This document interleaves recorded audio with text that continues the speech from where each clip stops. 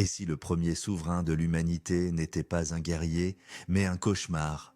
Et si le pouvoir originel n'était pas né du tranchant d'une hache de pierre, mais du murmure d'un poison dans l'oreille d'un rival? Dans les grottes du Drakensberg, des artistes anonymes ont peint il y a des dizaines de milliers d'années des scènes de chasse, non pas contre des mammouths, mais contre des créatures tordues, mi-hommes, mi-bêtes, sorties tout droit d'une fièvre délirante. Ce ne sont pas des chroniques de chasse, ce sont les premiers protocoles d'interrogatoire de l'abîme, les premiers procès-verbaux de voyage dans des mondes que notre conscience a sagement appris à oublier. L'histoire que l'on nous enseigne est une fable confortable sur le progrès. Mais sous la mince couche de la civilisation, une autre histoire palpite, une histoire écrite avec du sang sur une peau tannée par la peur. C'est l'histoire d'une technologie plus ancienne que le feu, plus dangereuse que le fer. La technologie du contrôle de la conscience. Le premier chaman n'était pas un guérisseur, il était le premier maître chanteur de l'âme humaine. Il a été le premier à comprendre que la peur est un levier plus puissant que la force brute. Le premier à découvrir que certaines racines, certaines écorces, certains champignons ne font pas que nourrir ou tuer. Ils ouvrent des portes derrière lesquelles se cachent des réponses, mais aussi des horreurs capables de briser l'esprit le plus solide. Il a appris à naviguer dans ces territoires de démence, à en revenir avec des récits de dieux terribles et d'ancêtres exigeants. Il a transformé sa propre folie contrôlée en un instrument de pouvoir. Quand la tribu mourait de faim, il dansait jusqu'à l'épuisement, le corps couvert de cendres et de sang, pour revenir avec la connaissance de l'endroit où se cachait le troupeau d'antilopes. Était-ce une vision divine ou le résultat d'une transe ayant aiguisé ses sens au-delà des limites humaines? Pour la tribu affamée, la différence n'avait aucune importance. Il apportait des résultats, et pour ce résultat, ils étaient prêts à payer n'importe quel prix. Le pouvoir véritable ne se mesure pas à la force du bras, mais à la profondeur de la peur que l'on inspire. Le chaman ne commandait pas par des ordres, mais par des prophéties. Il ne punissait pas par des coups, mais par des malédictions. Son regard pesait plus lourd qu'une lance sur la gorge. Ses rivaux ne disparaissaient pas dans des combats honorables, mais dans leur sommeil, le ventre tordu par une douleur innommable, un poison sans nom dans leurs entrailles. Les archéologues découvrent des sépultures datant de cette époque sombre, des corps mutilés, des crânes trépanés, non pas pour des raisons médicales, mais pour libérer ou emprisonner un esprit. Chaque rite d'initiation était un flirt calculé avec la mort. L'adolescent n'était pas simplement envoyé dans la savane pour tuer un lion. Il était abandonné, seul, avec une décoction hallucinogène, pour affronter les démons de son propre esprit. S'il revenait, il était un homme. S'il ne revenait pas ou revenait fou, il était la preuve vivante du pouvoir du chaman. Un avertissement pour tous ceux qui oseraient te douter. La lutte pour le pouvoir au sein de ces premières sociétés n'était pas une simple compétition physique. C'était une guerre psychologique, une bataille de volonté menée avec des armes invisibles. Un chaman pouvait détruire un guerrier plus fort que lui en manipulant simplement les croyances de la tribu. Il murmurait qu'un esprit vengeur s'était attaché au guerrier, que sa lance était maudite. Bientôt, personne n'osait plus chasser avec lui. Sa propre famille le fuyait. Isolé, rongé par la paranoïa, le guerrier finissait par commettre une erreur fatale ou par s'enfoncer dans la folie. Le chaman, lui, n'avait même pas eu à lever le petit doigt. Il avait simplement réarrangé les ombres dans l'esprit de ses semblables.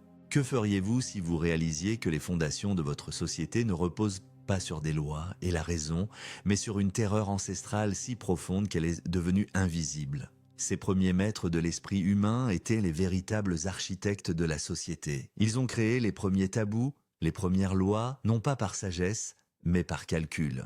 Un lieu était déclaré sacré et interdit, non pas parce qu'un dieu y résidait, mais parce que le chaman y cultivait ses plantes psychoactives les plus rares. Le sacrifice d'un animal n'était pas destiné à apaiser une divinité, mais à démontrer publiquement le pouvoir du chaman sur la vie et la mort, un spectacle sanglant pour maintenir la population dans un état de soumission respectueuse. Ils étaient eux les premiers politiciens, les premiers espions, les premiers juges. Ils détenaient le monopole de la communication avec le monde invisible. Et ce monopole leur conférait un pouvoir absolu sur le monde visible. L'histoire de l'humanité n'est pas l'histoire de la liberté, mais l'histoire de la sophistication des méthodes de contrôle. Ils ont appris à lire les signes. Le vol d'un oiseau, les entrailles d'un animal sacrifié, les formes des nuages, était-ce de la superstition ou une forme primitive d'analyse de données, une manière de systématiser l'observation du monde naturel pour prédire les changements de temps, les migrations animales. Le chaman qui prédisait l'arrivée de la pluie après une longue sécheresse n'était pas un magicien, mais un météorologue avant l'heure, un observateur attentif qui avait su lier la danse des insectes et la couleur du ciel à un événement futur. Mais il présentait sa connaissance non pas comme le fruit de l'observation, mais comme un don des esprits. La connaissance est un pouvoir, mais la connaissance présentée comme un miracle est un pouvoir absolu. Pendant des millénaires, ce savoir s'est transmis dans le plus grand secret, de maître à apprenti, dans des rituels si cruels que beaucoup n'y survivaient pas. L'apprenti devait jeûner pendant des semaines, s'isoler dans l'obscurité totale, ingérer des substances qui le poussaient aux portes de la mort. On lui infligeait des douleurs physiques insoutenables.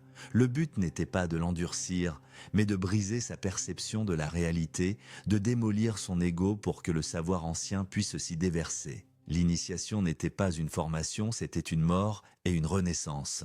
Une mort en tant qu'individu ordinaire et une renaissance en tant que réceptacle d'un pouvoir qui le dépassait. Ces hommes et ces femmes détenaient les clés de la psyché humaine bien avant l'invention de la psychologie. Ils connaissaient l'hypnose, la suggestion, la thérapie par le choc, la manipulation des traumatismes.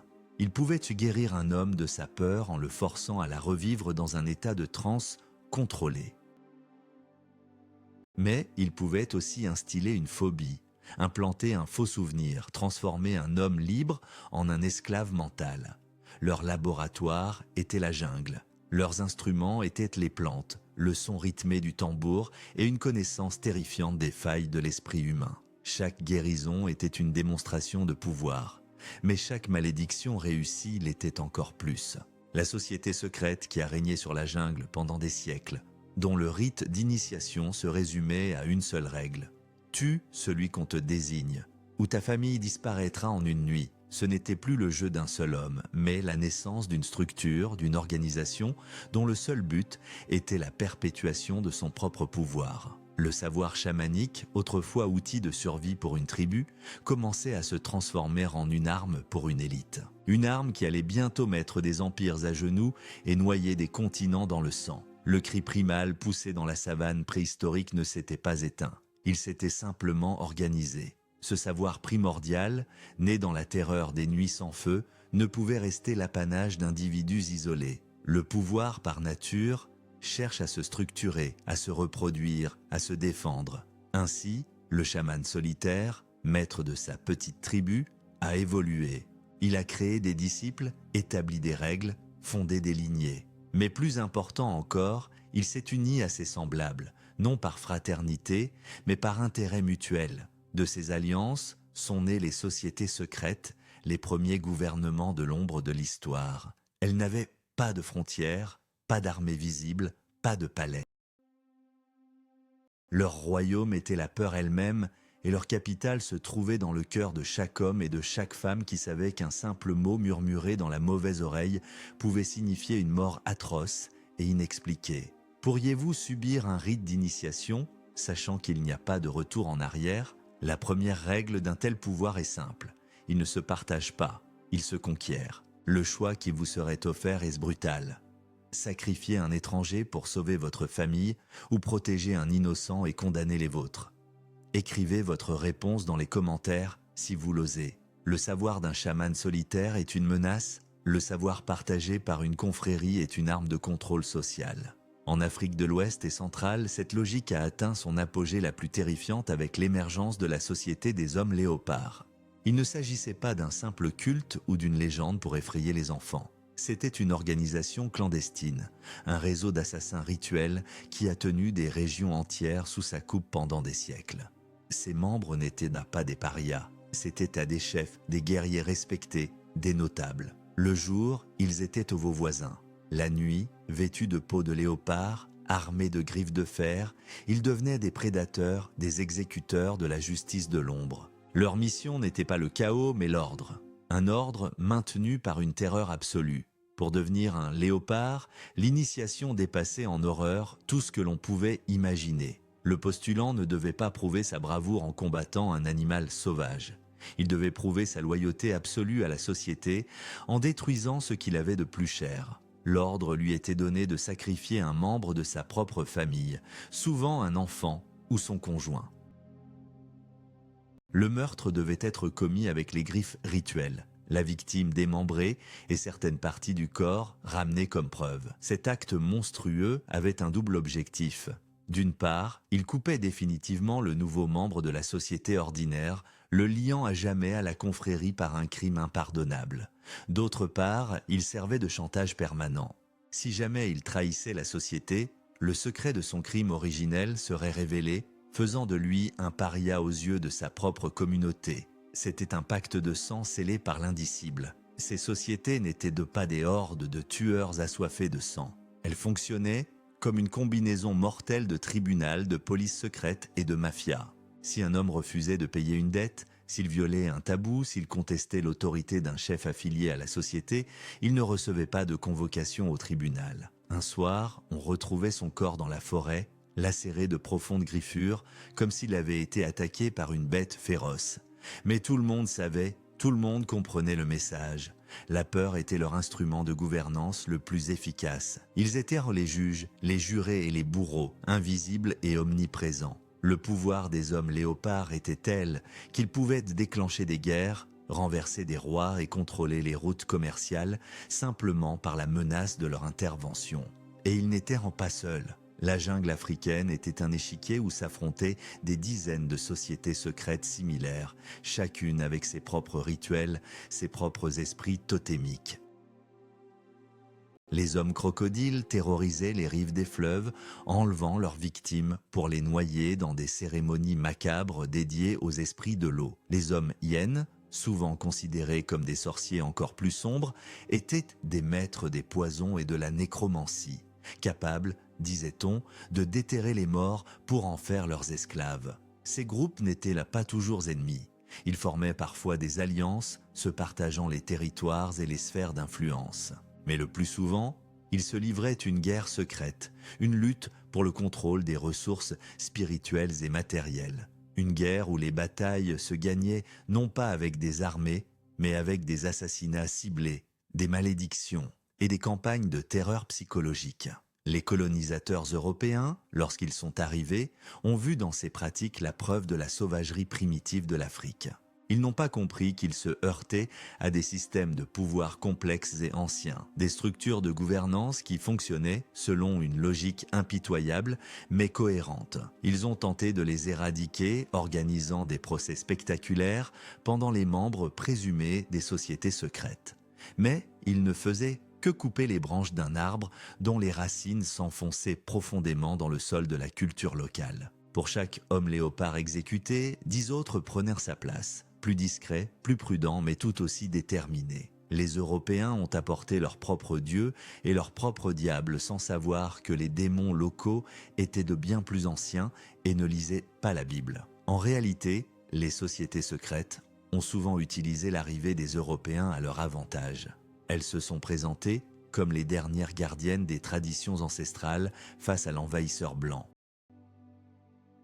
Elles ont recruté parmi les jeunes guerriers frustrés par la perte de leur pouvoir et de leur statut. Les rituels, autrefois instruments de contrôle social interne, sont devenus des actes de résistance. Tuer un fonctionnaire colonial ou un missionnaire n'était plus seulement un acte politique, c'était un sacrifice sacré, un moyen de nourrir la puissance des esprits protecteurs de la terre. La magie la plus sombre devenait une arme de guérilla, le rituel un acte de guerre. Mais le pouvoir corrompt, et le pouvoir absolu né de la terreur corrompt absolument. Avec le temps, nombre de ces sociétés ont perdu leur objectif initial de maintien de l'ordre ou de résistance.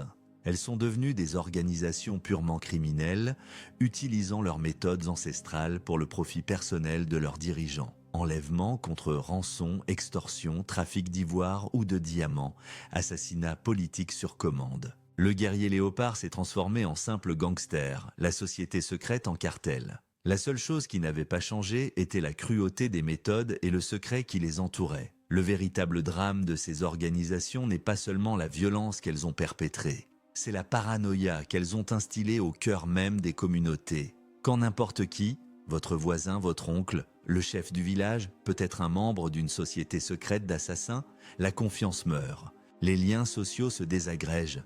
Chacun se méfie de chacun. La jungle n'est plus seulement un lieu physique peuplé de prédateurs.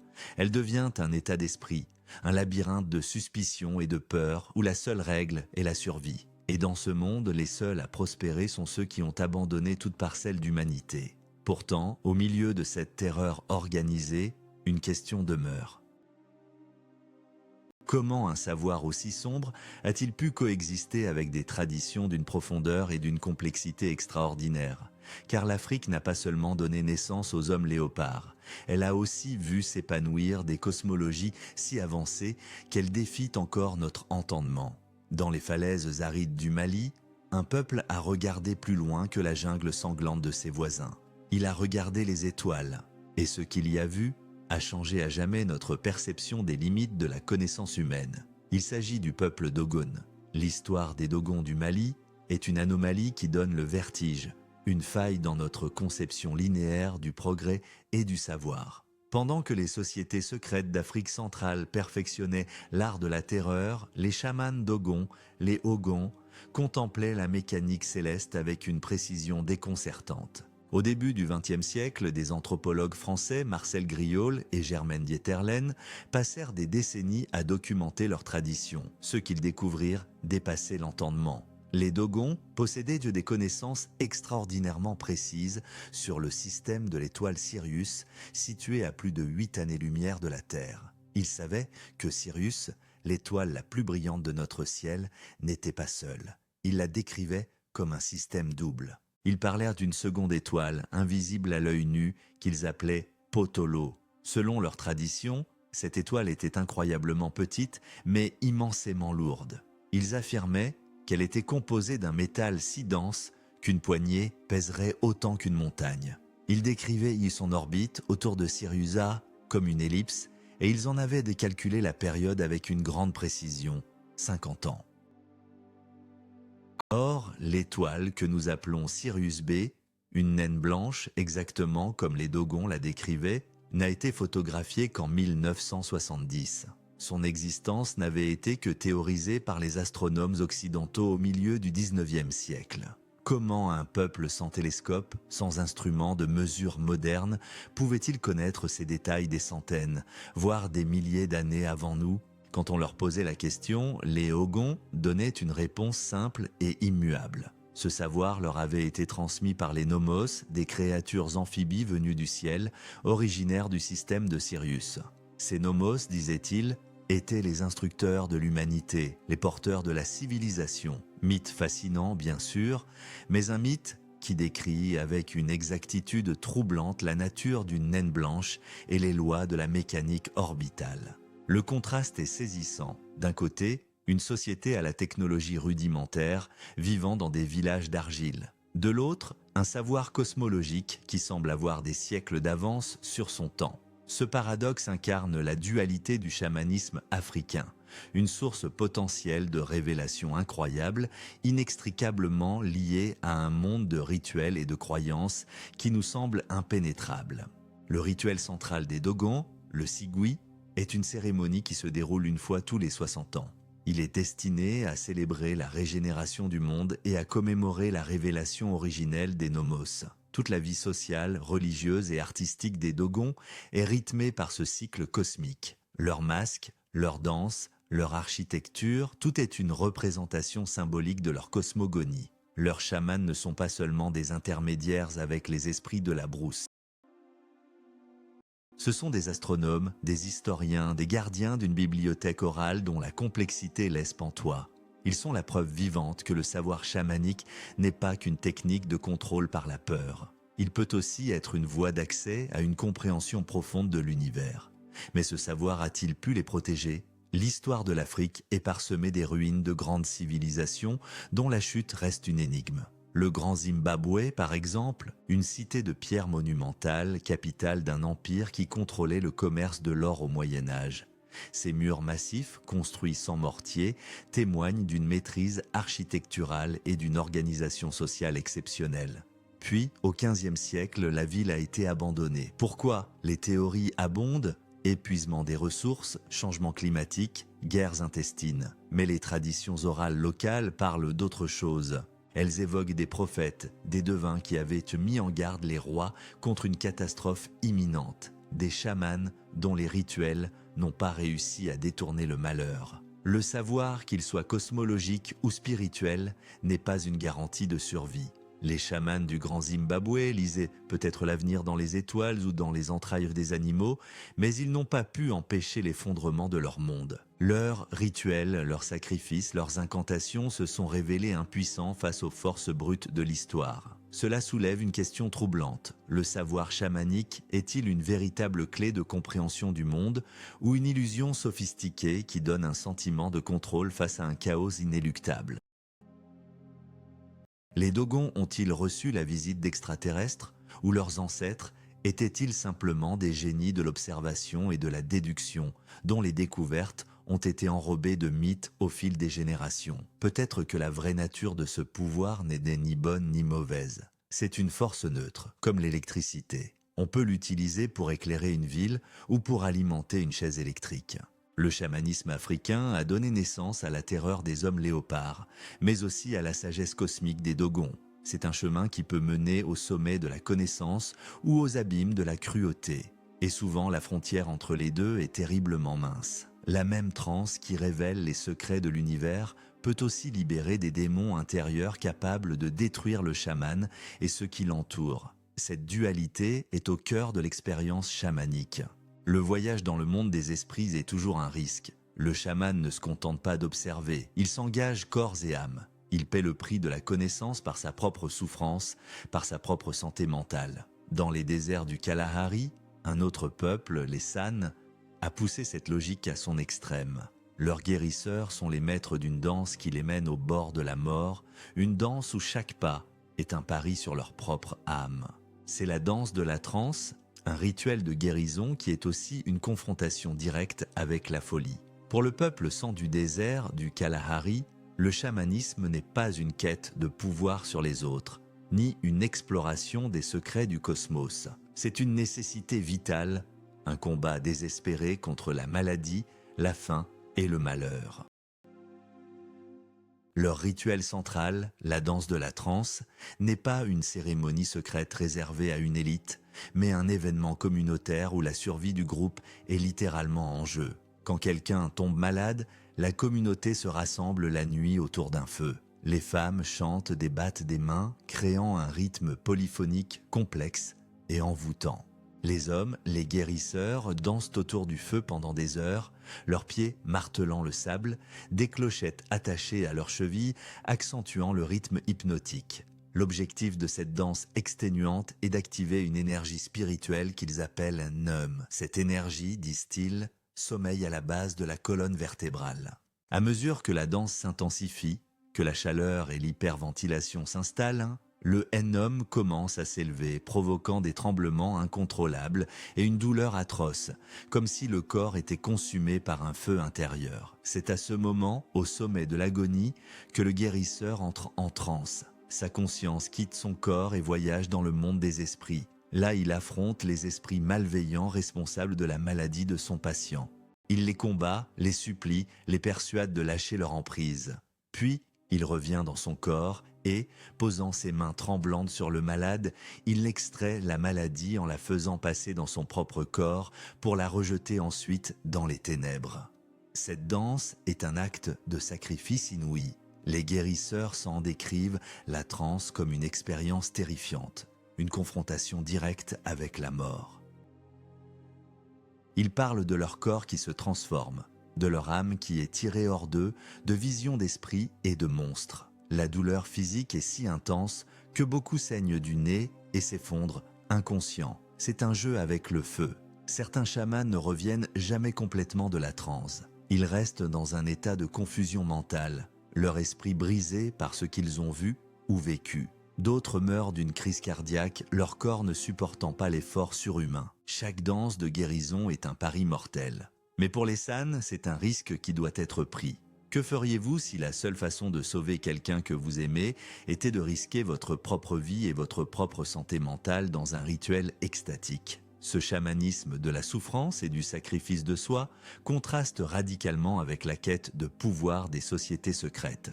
Ici, le pouvoir n'est pas utilisé pour dominer, mais pour guérir. La connaissance n'est pas un secret gardé par une élite, mais un bien partagé pour le salut de la communauté. Le chaman San n'est pas un chef craint, mais un serviteur de son peuple, un homme qui accepte de souffrir pour que les autres puissent vivre.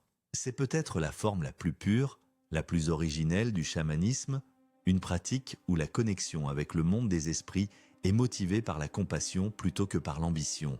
Cependant, même cette forme altruiste de chamanisme n'a pas échappé à la violence de l'histoire. Lorsque les premiers colons européens, les Boers, sont arrivés en Afrique australe, ils ont vu les San comme des animaux, des sous-hommes à peine plus évolués que les babouins. Ils ont chassé les San pour le sport, pris leurs terres et détruit leur mode de vie. Les danses de la transe, avec leurs convulsions et leurs cris, ont été interprétées comme des rituels sataniques, des preuves de leur nature diabolique. Les guérisseurs, les piliers de la communauté San, sont devenus des cibles prioritaires. Ils étaient considérés comme des sorciers dangereux qu'il fallait éliminer. Une guerre d'extermination a été menée contre le plus ancien peuple de la Terre. Les peintures rupestres des San, qui décrivent souvent des scènes de transe, des guérisseurs avec du sang qui coule de leur nez, des lignes d'énergie reliant les danseurs, sont les témoignages silencieux de cette culture brisée. Ces œuvres ne sont pas de simples représentations artistiques, ce sont des manuels de savoir chamanique, des cartes du monde des esprits, des tentatives de fixer sur la pierre une expérience qui défie les mots. En les regardant, on peut presque entendre les chants des femmes et le martèlement des pieds des danseurs. On peut sentir la tension, l'espoir et la peur d'une communauté jouant sa survie au bord de l'abîme. Aujourd'hui, la culture San est en voie de disparition.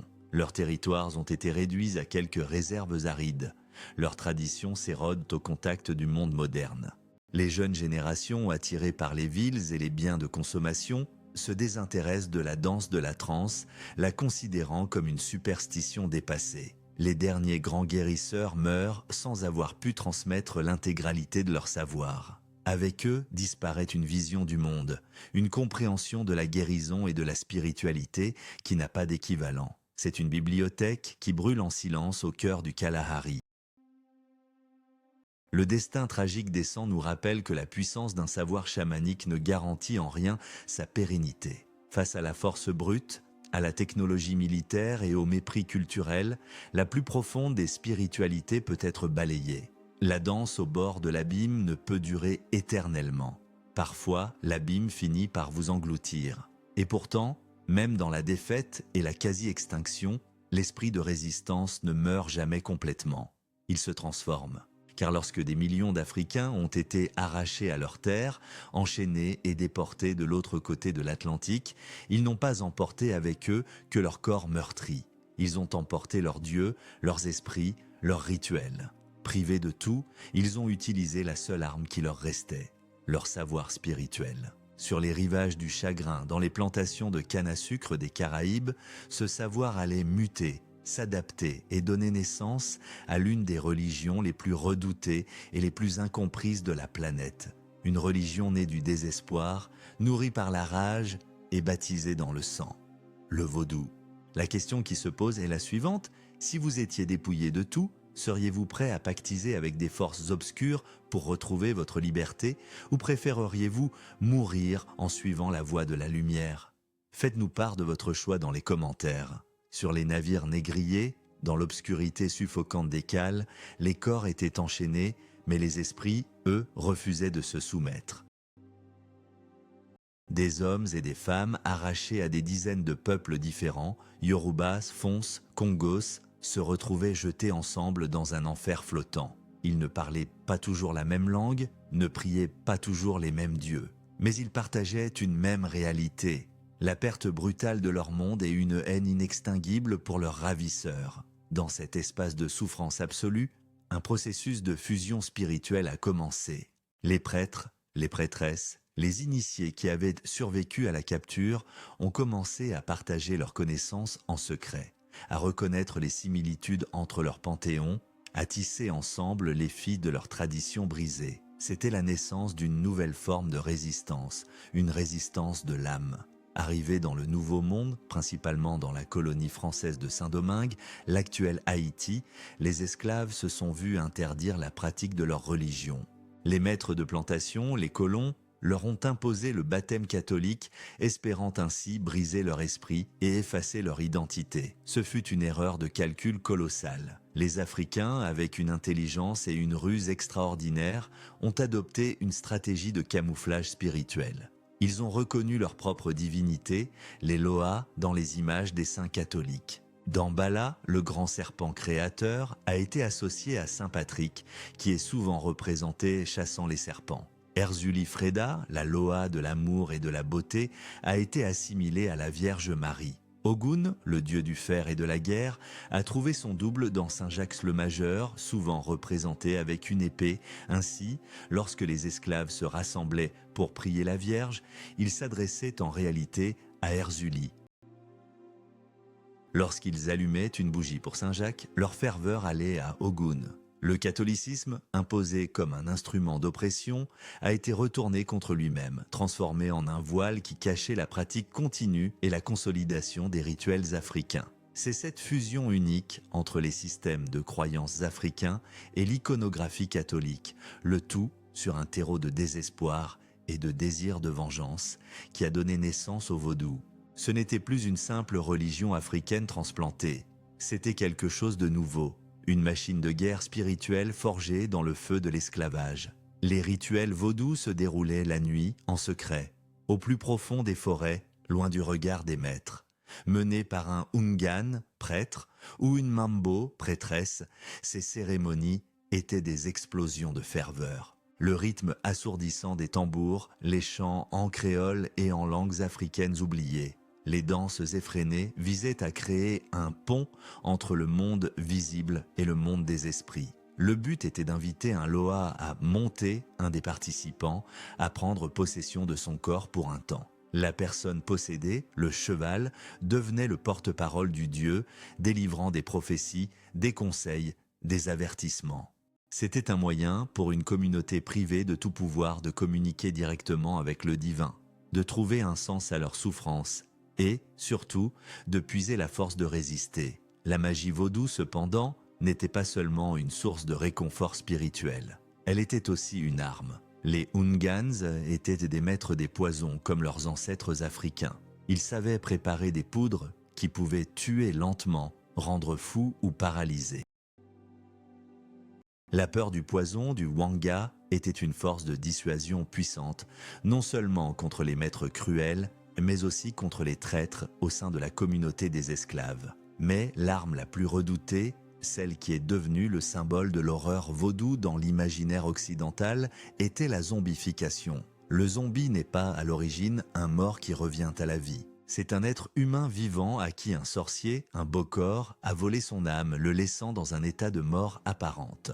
Grâce à une combinaison de poisons puissants, notamment la tétrodotoxine, extraite du poisson globe, le bokor pouvait plonger sa victime dans un coma si profond que même un médecin la déclarerait morte. Après l'enterrement, le sorcier venait déterrer le corps, administrait un antidote et une drogue hallucinogène qui achevait de détruire la volonté et la mémoire de la victime. Le résultat était un esclave parfait, un corps sans esprit, capable d'effectuer des tâches simples sans se plaindre, sans se rebeller, sans même savoir qui il était. La zombification était la forme ultime de la punition sociale, un sort considéré comme pire que la mort. C'était la reproduction par la magie de l'horreur de l'esclavage lui-même, la transformation d'un être humain en une chose. C'est cette puissance spirituelle et cette terreur magique qui ont alimenté la plus grande et la seule révolte d'esclaves réussie de l'histoire de l'humanité. En août 1791, un Hungan nommé Duty Boukman a présidé une cérémonie secrète à Bois Caïman. Devant des représentants des esclaves de toutes les plantations du nord de Saint-Domingue, il a sacrifié un cochon noir et a fait boire son sang aux participants qui ont juré de se battre jusqu'à la mort pour la liberté. Cet acte, un pacte de sang scellé sous l'autorité des Loa, a été l'étincelle qui a déclenché la révolution haïtienne. Des dizaines de milliers d'esclaves se sont soulevés, incendiant les plantations, massacrant les colons avec une fureur accumulée pendant des siècles. La guerre qui a suivi a été d'une brutalité inouïe. Les esclaves révoltés, menés par des chefs comme Toussaint Louverture et Jean-Jacques Dessalines, ont affronté et vaincu les armées les mieux entraînées du monde à l'époque. Les Français, les Espagnols et les Anglais. Les combattants haïtiens étaient convaincus d'être protégés par les Loa. Les Hungans et les Mambos accompagnaient les armées, préparant des amulettes, accomplissant des rituels avant les batailles pour s'assurer la faveur d'Ogun, le dieu de la guerre. Leur foi fanatique leur donnait un courage que les soldats européens, décimés par la fièvre jaune et terrifiés par la férocité de leurs adversaires, ne pouvaient égaler. En 1804, Haïti a proclamé son indépendance, devenant la première république noire du monde. Une nation née d'une cérémonie vaudou, une liberté conquise par des esclaves qui avaient transformé leur religion en une arme de libération. C'est une histoire extraordinaire et terrifiante qui montre comment la magie la plus sombre, née de la souffrance la plus profonde, peut devenir une force révolutionnaire capable de renverser l'ordre du monde. Mais cette victoire a eu un prix. La nation haïtienne est restée marquée par ce pacte de sang originel, son histoire politique traversée par la violence, l'instabilité et une méfiance tenace envers le monde extérieur. Le vaudou a démontré au monde que le savoir chamanique africain n'était pas une simple superstition destinée à disparaître au contact de la modernité. Il a prouvé qu'il était une force capable de s'adapter, de se transformer et de s'armer. Cette leçon a été apprise dans la douleur par les empires coloniaux à la fin du XIXe siècle. Partout en Afrique, alors que l'Europe se partageait le continent, des prophètes et des sorciers se sont levés, menant leur peuple dans des guerres désespérées. Des guerres où la foi était la principale armure et la magie la principale stratégie. C'était le dernier grand affrontement entre la lance et la mitrailleuse, une confrontation tragique entre deux mondes que tout opposait. À la fin du XIXe siècle, l'arrogance européenne était à son comble. Les empires coloniaux, armés d'une technologie écrasante et d'une certitude morale absolue en leur mission civilisatrice, considéraient l'Afrique comme une table rase, un continent sans histoire peuplé de sauvages à éduquer ou à exterminer. Ils ne comprenaient pas que sous la surface des sociétés tribales qu'ils méprisaient, sommeillait une puissance spirituelle ancienne, une force capable de galvaniser des milliers de guerriers et de les lancer dans des révoltes suicidaires. Les grandes guerres chamaniques qui ont éclaté sur tout le continent ne furent pas de simples escarmouches, mais des chocs de civilisation, des confrontations ultimes entre la rationalité technologique et la foi magique. Le cas le plus emblématique et le plus tragique est sans doute la rébellion Maji-Maji qui a secoué le Tanganyika, l'actuelle Tanzanie, entre 1905 et 1907. La colonisation allemande y était particulièrement brutale, imposant le travail forcé dans les plantations de coton et réprimant toute résistance avec une violence impitoyable. Le ressentiment couvait, mais les différentes tribus, divisées par des rivalités ancestrales, étaient incapables de s'unir. C'est alors qu'est apparu un prophète nommé Kinjekitile Ngwale. Il affirmait être possédé par l'esprit d'un serpent sacré, Ongo, et avoir reçu des dieux une médecine de guerre miraculeuse. Cette médecine était une simple eau, un mélange d'eau, de graines de ricin et de sorgho qu'il appelait magie. Kinjekitile prétendait que cette eau sacrée, si elle était aspergée sur le corps des guerriers, les rendrait invulnérables. Les balles des fusils allemands, disait-il, se transformeraient en gouttes d'eau au contact de leur peau. C'était une promesse folle, un défi total aux lois de la physique. Mais, pour des peuples poussés au désespoir, cette promesse était plus puissante que n'importe quelle réalité. Le message de Kinjekitile s'est répandu comme une traînée de poudre, unifiant pour la première fois des dizaines de tribus qui ne s'étaient jamais parlé auparavant. Le mouvement Maji-Maji était né. Des milliers de guerriers, venus de tout le sud du Tanganyika, ont afflué vers le village de Kinjekitile pour recevoir sa médecine de guerre. Le rituel était simple. Ils buvaient l'eau sacrée ou s'en aspergeaient, puis prêtaient le serment de chasser les Allemands de leur terre. Galvanisés par une foi absolue en leur invulnérabilité, armés de lances et de quelques vieux fusils, ils se sont lancés à l'assaut des postes militaires et des plantations allemandes. Les premières attaques, menées par surprise, ont été des succès. Mais la réaction allemande ne s'est pas fait attendre. Le gouverneur, le comte von Götzen, a reçu des renforts et a ordonné une répression totale. Ce qui a suivi fut un massacre d'une ampleur effroyable. Des vagues de guerriers magie-magie, convaincus de leur invulnérabilité, chargeaient en terrain découvert contre les nids de mitrailleuses allemandes. Ils avançaient en criant leurs chants de guerre, certains tenant même des tiges de maïs en pensant qu'elles arrêteraient les balles. Ils étaient fauchés par milliers, leurs corps s'entassant devant les positions allemandes. La magie s'est heurtée au mur de la technologie et a été pulvérisée. Les soldats allemands, horrifiés et fascinés par ce courage suicidaire, n'avaient qu'à presser la détente. La lance ne peut rien contre la balle et la foi la plus ardente ne peut pas arrêter l'acier. Pour écraser définitivement la rébellion, les Allemands ont adopté une politique de la terre brûlée. Ils ont systématiquement détruit les villages, incendié les récoltes et empoisonné les puits. La famine qui s'en est suivie a fait plus de victimes que les combats eux-mêmes. On estime que près de 300 000 Africains sont morts durant la rébellion Maji-Maji, l'un des plus grands génocides de l'histoire coloniale. Kinjekitile, le prophète, fut capturé au début du conflit et pendu pour trahison. Mais même face à la mort, il n'a pas renié sa vision, affirmant que son message s'était déjà répandu et que la lutte continuerait. La tragédie de Maji-Maji n'est pas un cas isolé. Des révoltes similaires, menées par des figures prophétiques, ont éclaté dans toute l'Afrique. Au Soudan, Muhammad Ahmad s'est proclamé le Mahdi, l'élu attendu, et a mené une guerre sainte qui a réussi à chasser temporairement les Britanniques et les Égyptiens. En Afrique du Sud, la prophétesse Nonkaoussé a convaincu le peuple Xhosa de tuer tout son bétail et de détruire ses récoltes, promettant qu'en retour les ancêtres ressusciteraient pour chasser les colons blancs. Le résultat fut une famine dévastatrice qui brisa la puissance des Xhosa pour toujours. Ces événements ne peuvent être compris comme de simples échecs militaires ou des explosions de fanatisme irrationnel. Ils représentent le choc de deux visions du monde incompatibles.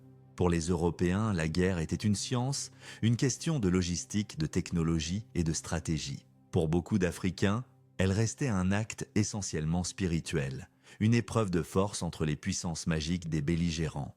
Le chaman, le prophète, était un chef de guerre tout aussi important que le général. Car c'était lui qui assurait le soutien des forces invisibles. Ces guerres chamaniques ont été un échec sanglant.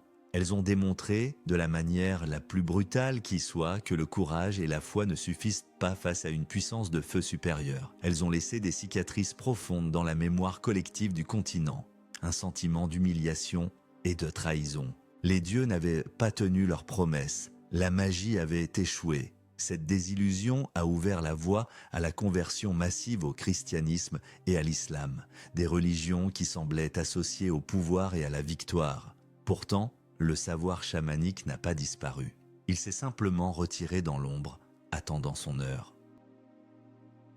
Il a abandonné les champs de bataille pour se réfugier dans les endroits où la modernité n'avait pas encore tout à fait éteint les anciennes peurs et les anciens désirs. Et il a trouvé un nouveau terrain de chasse, un nouveau royaume où prospérer. Les jungles de béton des mégapoles africaines modernes. Là, dans l'ombre des gratte-ciel et des bidonvilles, les anciens rituels n'ont pas seulement survécu. Ils ont muté, s'adaptant à un nouveau monde régi par l'argent, la politique et le crime. Et ils sont devenus plus cyniques, plus cruels et plus rentables que jamais. L'Afrique du XXIe siècle est un continent de contrastes violents. Des gratte-ciel scintillants abritant des sièges de multinationales se dressent à quelques mètres de bidonvilles tentaculaires où la survie est un combat quotidien. C'est dans ce décor où la modernité la plus agressive côtoie la pauvreté la plus extrême que le chamanisme a trouvé une nouvelle et terrifiante raison d'être.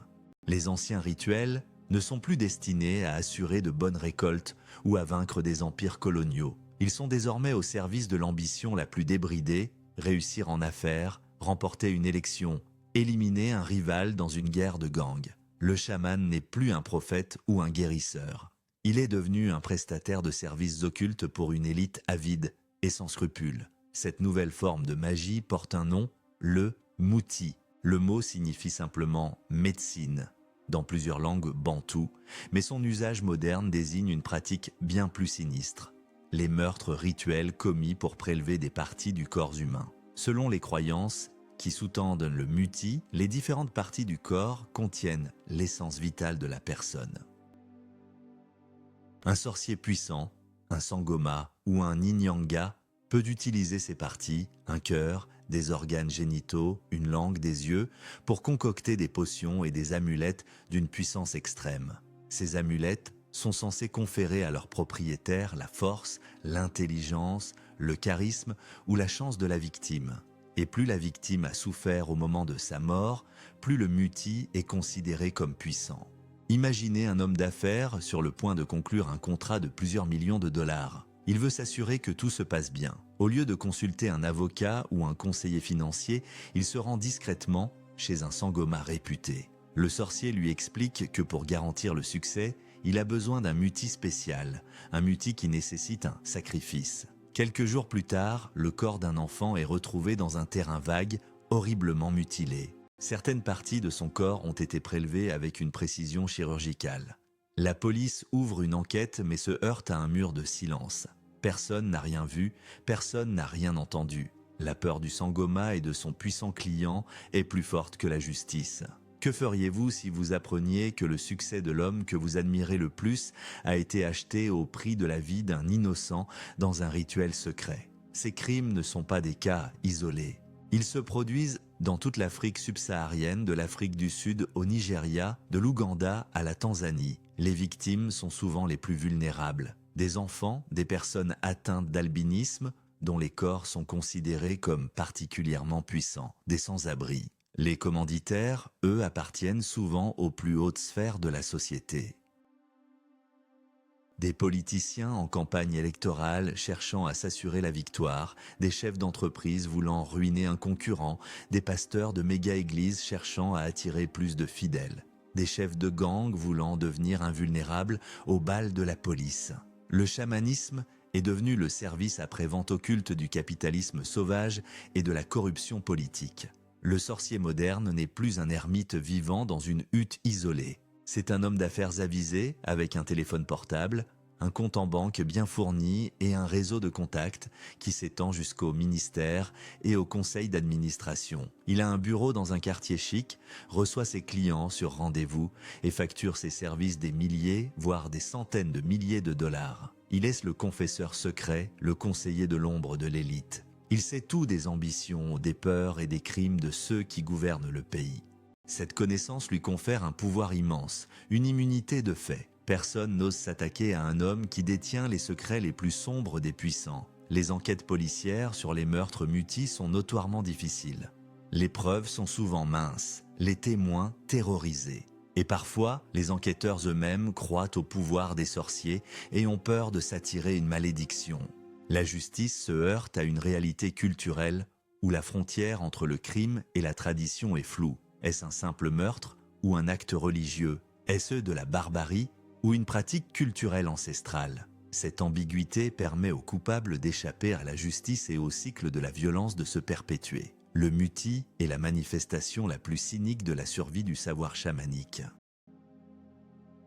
Il a été vidé de toute sa substance spirituelle, de toute sa complexité cosmologique, de toute sa fonction de guérison. Il ne reste que la technique brute, la manipulation de la peur et du désir mise au service de la cupidité la plus élémentaire. L'ancien rituel, qui visait à maintenir l'équilibre du monde, est devenu un outil pour créer le chaos au profit de quelques-uns. C'est le chamanisme privatisé, transformé en produit de luxe pour les prédateurs sociaux. Cette privatisation du macabre révèle une vérité dérangeante sur la nature humaine. La façade de la modernité, les smartphones, les comptes en banque, les costumes de marque n'est qu'un vernis. En dessous, les peurs et les désirs primaires sont toujours là. La peur de l'échec, le désir de pouvoir, l'envie de dominer les autres. Et tant que ces pulsions existeront, il y aura toujours des hommes prêts à payer n'importe quel prix, même celui du sang d'un enfant, pour obtenir ce qu'ils veulent.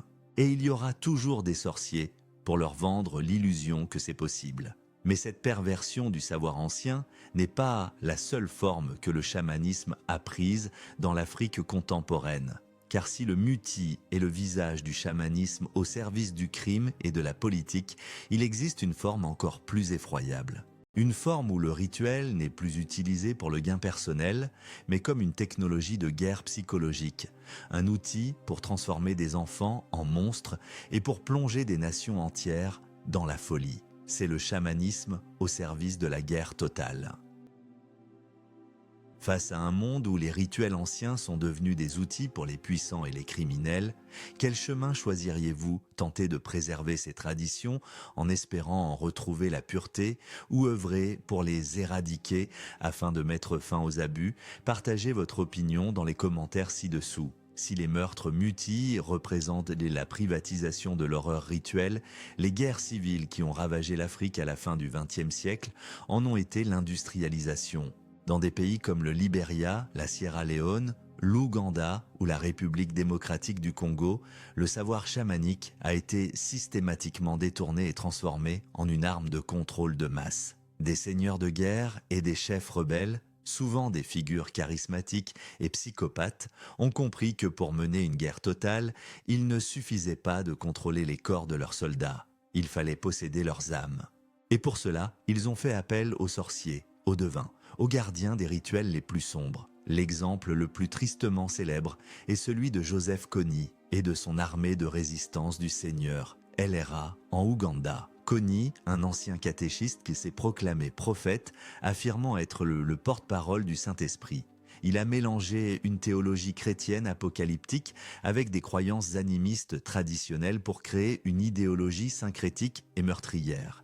Son objectif n'était pas de prendre le pouvoir, mais de purifier le monde par la violence et d'instaurer un gouvernement basé sur les 10 commandements. Pour peupler son armée, il a enlevé des dizaines de milliers d'enfants, les arrachant à leur famille et à leur village. C'est là que le savoir chamanique est intervenu comme une technologie de lavage de cerveau. Les nouveaux enfants recrues subissaient des rites d'initiation d'une cruauté inimaginable.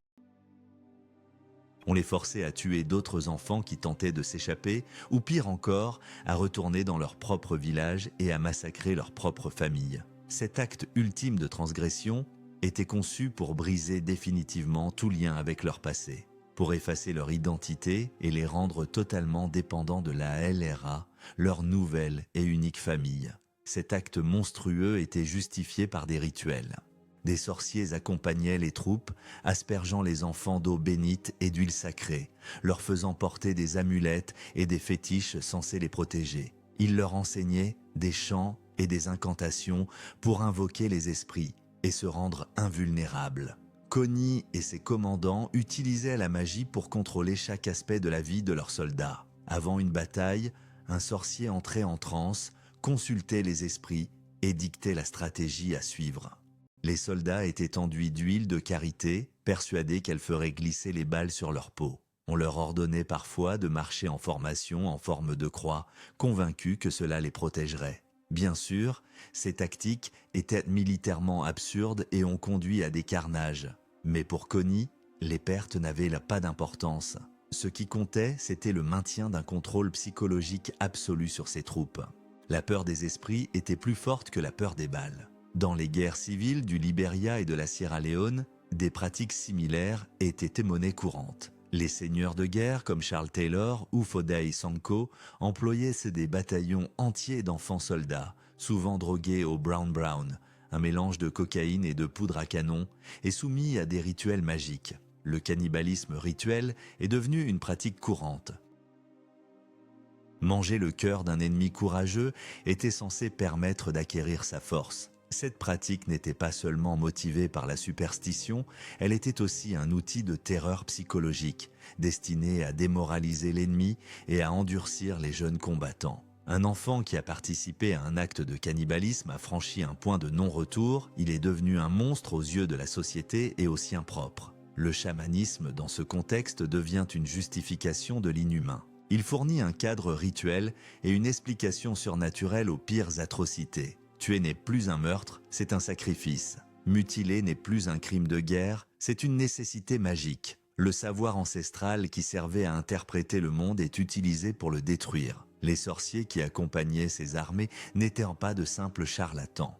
Ils étaient des psychologues de guerre, des maîtres de la manipulation mentale, capables d'exploiter les croyances les plus profondes pour transformer des êtres humains en armes. On a vu des enfants soldats, à peine âgés de 10 ans, charger des positions ennemies armés de kalachnikovs plus grandes qu'eux, le visage peint de symboles magiques, totalement convaincus de leur invulnérabilité. Beaucoup mouraient, bien sûr, mais ceux qui survivaient, par pur hasard, voyaient leur foi dans la magie renforcée. Ils devenaient la preuve vivante de la puissance des rituels, des vétérans endurcis qui encadraient les nouvelles recrues et perpétuaient le cycle de la violence. La guerre n'était plus seulement un conflit pour le contrôle des mines de diamants ou du pouvoir politique. C'était devenu une croisade mystique, une folie collective alimentée par la drogue, la superstition et le sang. Cette instrumentalisation du chamanisme à des fins militaires est peut-être le point le plus bas de sa longue et complexe histoire. Le pouvoir de parler aux esprits, de guérir les malades, de prédire l'avenir, a été totalement perverti pour devenir un outil de génocide et d'asservissement. La connaissance qui permettait de contrôler la conscience pour maintenir l'ordre d'une tribu a été utilisée pour effacer la conscience d'un enfant et le transformer en une machine à tuer. C'est la malédiction ultime de ce savoir. Sa puissance est si grande qu'elle attire inévitablement les pires prédateurs de l'espèce humaine, ceux qui ne voient en toute chose qu'un instrument pour leur propre soif de pouvoir. Mais l'Afrique n'a pas le monopole de cette fascination pour le pouvoir occulte. Alors, même que les seigneurs de guerre africains transformaient les rituels en armes, de l'autre côté de la mer, en Europe et en Amérique, des hommes et des femmes d'un tout autre genre se lançaient dans leur propre quête. Des occultistes, des intellectuels, des espions et des aventuriers, tous convaincus que l'Afrique détenait un secret, une puissance brute et primale qu'ils voulaient s'approprier. C'était le début d'une nouvelle forme de colonialisme. Un colonialisme non plus territorial mais spirituel. La chasse de l'homme blanc au pouvoir noir venait de commencer. L'intérêt de l'Occident pour la magie africaine n'est pas né avec le New Age. Il a des racines bien plus anciennes et plus troubles, qui plongent dans l'arrogance de l'ère victorienne et les délires des sociétés secrètes européennes.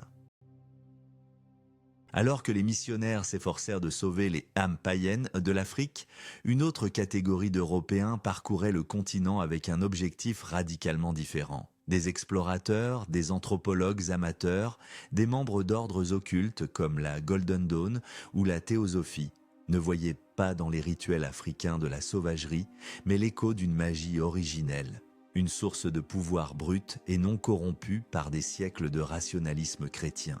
Ces explorateurs de l'occulte se rendaient en Afrique non seulement pour l'ivoire ou les trophées de chasse, mais pour les savoirs secrets. Ils collectionnèrent les fétiches, interrogèrent les sorciers, tentaient de se faire initier aux cultes locaux. Leur démarche était profondément ambiguë. D'un côté, ils partageaient le racisme de leur époque, considérant les Africains comme des primitifs. Mais de l'autre, ils étaient convaincus que ces mêmes primitifs avaient de conserver un lien direct avec des forces surnaturelles que l'homme blanc civilisé avait perdues. C'était une forme de colonialisme inversé. Ils venaient pour voler non pas les ressources matérielles, mais l'âme même du continent.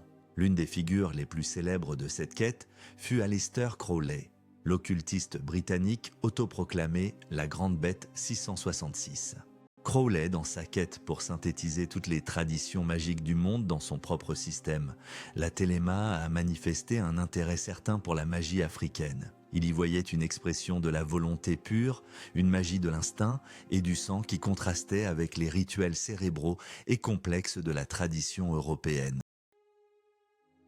Il a tenté d'intégrer des éléments des cultes vaudous et des croyances d'Afrique de l'Ouest dans ses propres cérémonies, cherchant à canaliser cette énergie primale pour ses propres fins. Cette fascination a pris une tournure encore plus sinistre avec la montée du nazisme. L'idéologie nazie était imprégnée d'un mysticisme pervers, une recherche des racines occultes de la prétendue race aryenne. Le Ahnenerbe, l'Institut de recherche archéologique et anthropologique des Schutzstaffel, a financé des expéditions dans le monde entier, y compris en Afrique. Officiellement, Ces missions cherchaient des preuves de contacts anciens avec la race aryenne. Officieusement, des hommes comme Heinrich Himmler étaient convaincus que l'Afrique pouvait receler des sources de pouvoir mystique, des artefacts ou des savoirs capables de renforcer le Troisième Reich. Des agents de Lahnenerbe ont étudié les traditions des peuples guerriers, les sociétés secrètes, les rituels de mort et de résurrection, y cherchant des clés pour créer le surhomme nazi. Après la Seconde Guerre mondiale, cette quête n'a pas disparu. Elle a simplement changé de visage, se fondant dans la contre-culture des années 60 et le mouvement New Age.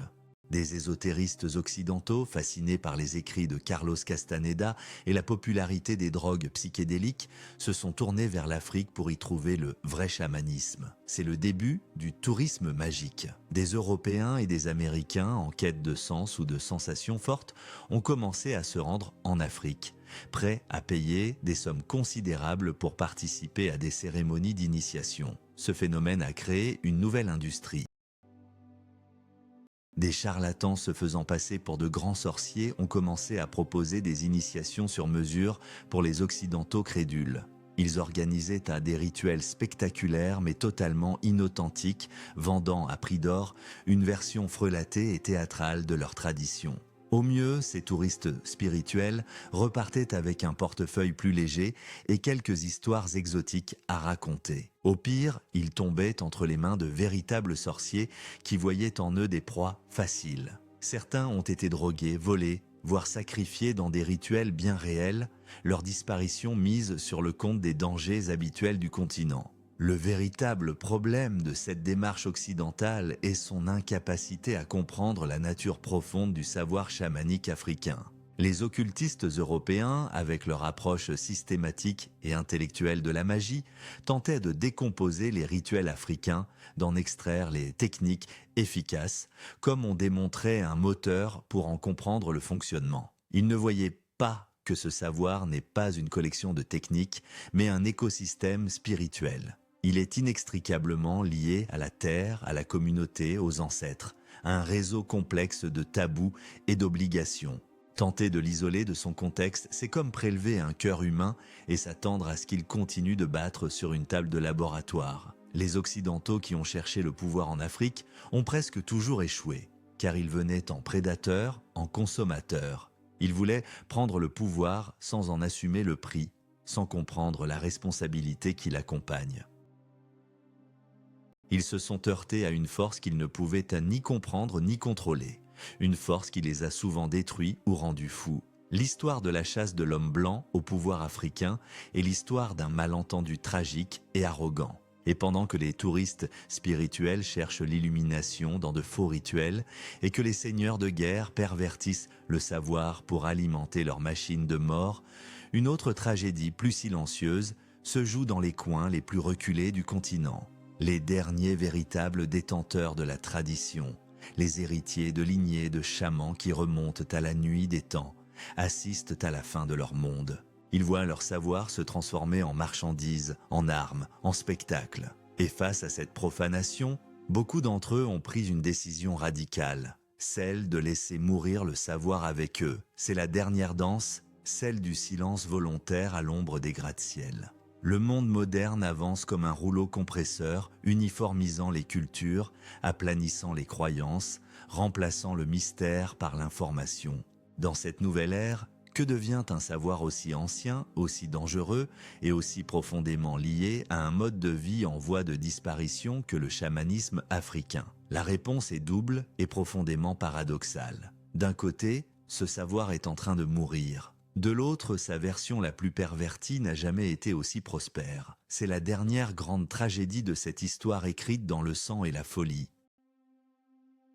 Dans les villages reculés, loin des villes et des routes asphaltées, les derniers véritables chamans, les Ogons, les guérisseurs San, les prêtres traditionnels Yorubas vivent une agonie silencieuse.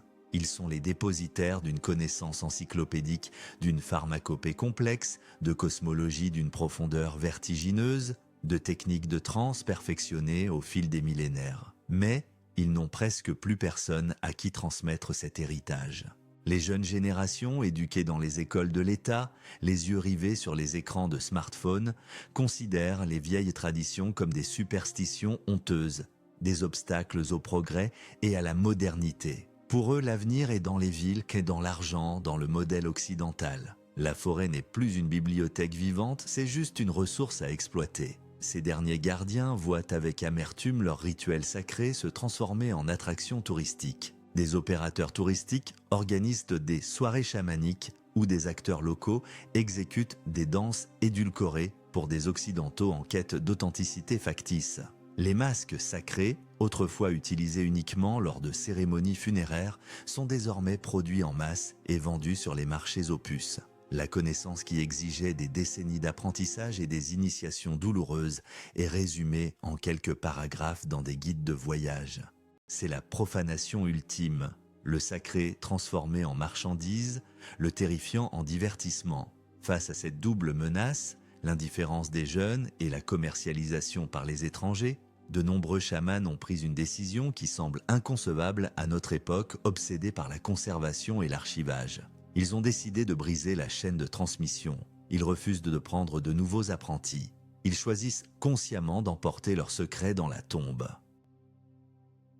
Leur raisonnement est d'une logique implacable et tragique. Ils estiment que le monde moderne n'est plus digne de ce savoir. Ils voient que ce pouvoir, s'il tombait entre les mains d'hommes avides et sans scrupules, serait utilisé pour faire le mal, comme c'est déjà le cas avec le muti ou la magie des seigneurs de guerre. Pour eux, le silence est un acte de responsabilité. C'est la dernière façon de protéger à la fois le savoir de la profanation et l'humanité de la dangerosité de ce savoir. Cette décision crée une situation déchirante pour les anthropologues et les ethnologues qui tentent de documenter ces traditions avant qu'elles ne disparaissent à jamais. Pour un scientifique, la perte d'un tel corpus de connaissances est une catastrophe, l'équivalent de l'incendie de la bibliothèque d'Alexandrie. Il supplie les anciens de partager leurs secrets, arguant qu'il s'agit d'un patrimoine de l'humanité qui doit être préservé. Mais pour le vieux chaman, l'anthropologue blanc avec son carnet de notes et son magnétophone n'est qu'une autre facette du même processus de dépossession. Hier, ses ancêtres venaient pour la terre et l'or, aujourd'hui ils viennent pour l'âme. Il y a donc une course contre la montre qui se joue dans l'ombre. D'un côté, les chercheurs qui veulent sauver la connaissance, de l'autre, les gardiens qui veulent la protéger en la laissant mourir. Qui a raison ?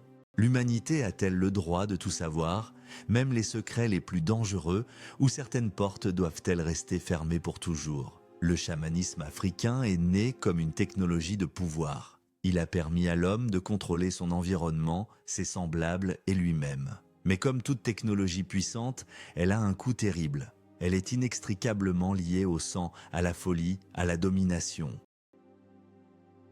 Peut-être que sa disparition n'est pas une tragédie, mais une étape nécessaire. Peut-être que l'humanité, dans sa course folle au progrès technologique, a perdu la sagesse nécessaire pour manier un pouvoir aussi primal. Peut-être que les anciens ont raison. Nous ne sommes plus dignes de parler aux esprits.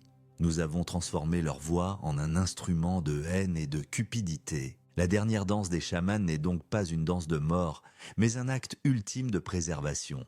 Un sacrifice pour empêcher que le feu qu'ils ont gardé pendant des millénaires ne consume le monde entier. L'histoire du chamanisme africain est un miroir tendu à notre propre modernité. Elle nous montre que sous le vernis de la rationalité, les mêmes archétypes de pouvoir, de peur et de sacrifice sont toujours à l'œuvre. Les sorciers en costume qui pratiquent le muti dans les capitales africaines ne sont pas si différents des banquiers de Wall Street qui sacrifient des économies entières sur l'autel du profit. Les seigneurs de guerre qui endoctrinent des enfants soldats avec des rituels magiques utilisent les mêmes techniques de manipulation psychologique que les gourous des sectes ou les propagandistes des régimes totalitaires. Le décor a changé, les masques sont tombés mais le drame reste le même. C'est l'éternelle lutte de l'homme avec le pouvoir, un pouvoir qui promet la divinité mais qui, le plus souvent, ne mène qu'à la destruction. Le chamanisme africain n'est pas une relique du passé, c'est une prophétie qui nous avertit que si nous ne parvenons pas à maîtriser les démons qui sommeillent en nous, toutes nos technologies, toutes nos richesses et toutes nos connaissances ne nous sauveront pas de nous-mêmes. Le savoir est en train de disparaître, volontairement effacé par ces derniers gardiens. Ils estiment que ce pouvoir est trop grand, trop dangereux pour une humanité qui a prouvé à maintes reprises son incapacité à le gérer avec sagesse. Mais à notre époque d'information, où chaque fragment de connaissance est considéré comme un trésor à préserver et à partager, leur silence peut être perçu comme un crime contre la culture, un acte de censure ultime. La question finale vous est donc posée. De quel côté vous situez-vous? Celui des gardiens qui croient qu'une vérité dangereuse doit être enterrée pour le bien de tous, ou celui des explorateurs qui soutiennent que tout savoir, quel qu'en soit le prix, doit être révélé et préservé? Écrivez votre choix dans les commentaires. Votre perspective finale sur ce sentier sanglant nous intéresse au plus haut point.